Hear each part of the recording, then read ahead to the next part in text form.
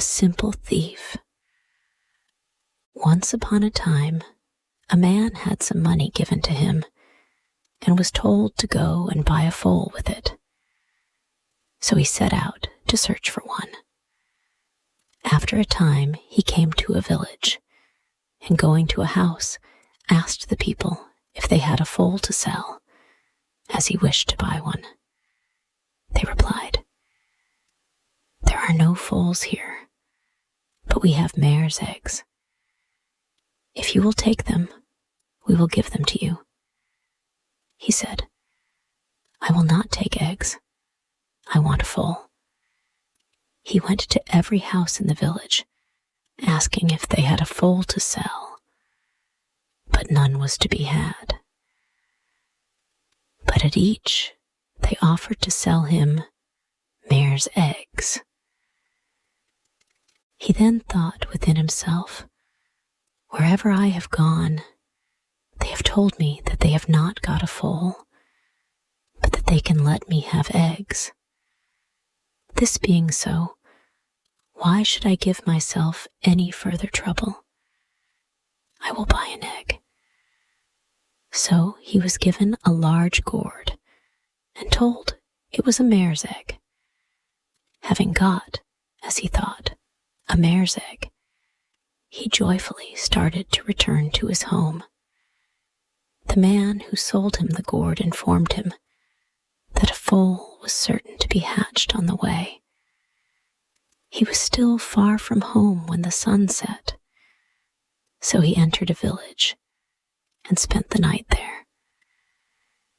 In the morning he set out betimes, and about breakfast time he came to a tank, on the embankment of which he laid down his gourd. He then went into the water to clean his teeth, after which he began to wash his face. While he was thus engaged, a jackal came and pushed the gourd down the embankment. The noise frightening the animal, it ran away.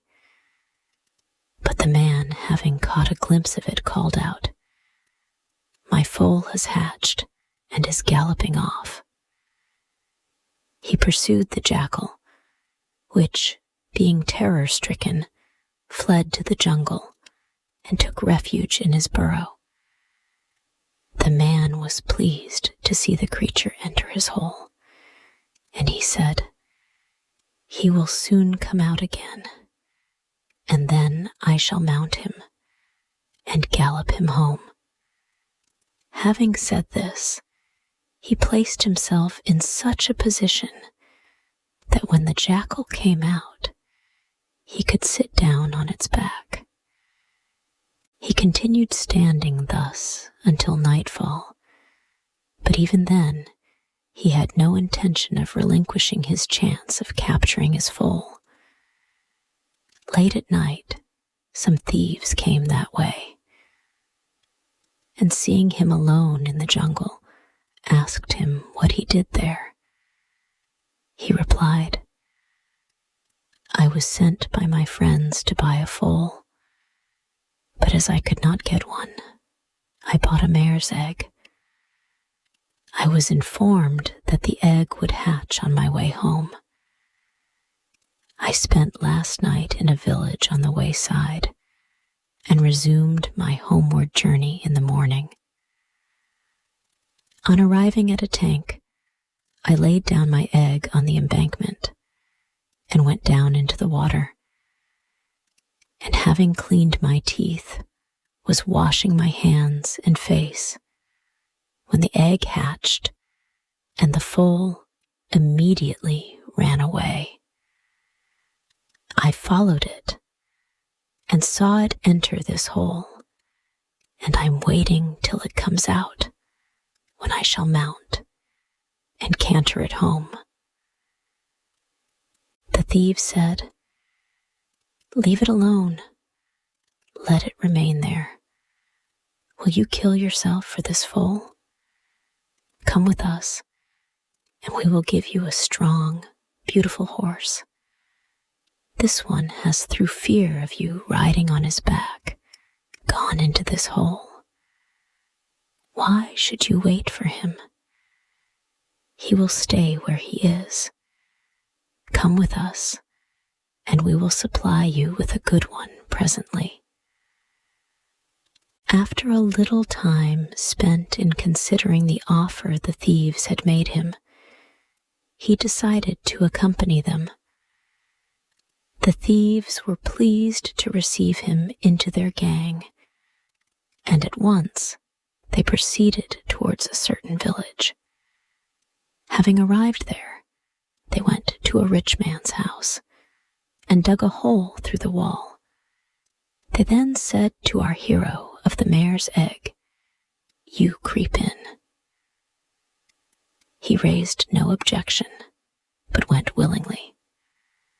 They said to him, "Bring out all the heavy articles you can find. They are sure to be the most valuable."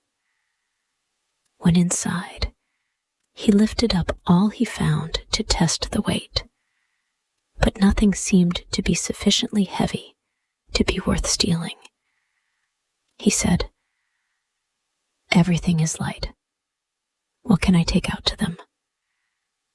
At length, he came across a millstone, which he pushed through the hole in the wall to his confederates outside.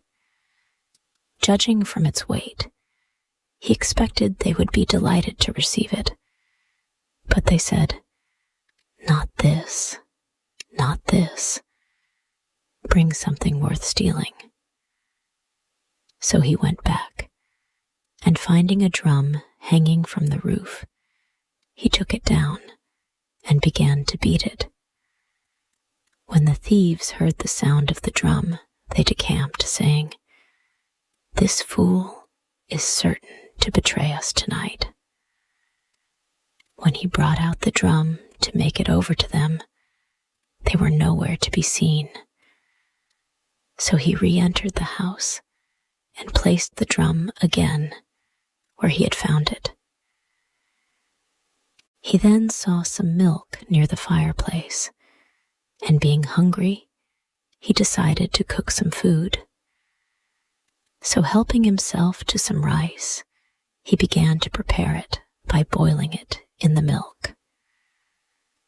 When it was nearly cooked, one of the households turned over in his sleep, saying, "I will eat, I will eat." So he filled a ladle with the boiling rice and milk and poured it into the sleeper's mouth. The hot food scalded him terribly, and he sprang up howling with the pain. The other members of the family also jumped to their feet and laid hold of the intruder and bound him hand and foot. When the day broke, a large number of people came to see the thief and began to question him as to who his companions were. So he related all that had occurred. Then they said, "Of a truth, this man has been the means of protecting us. Had he not acted as he did, we would have been robbed of all we have." So they lost his bonds and set him free. They also allowed him to eat the rice and milk he had cooked, which having done, he went home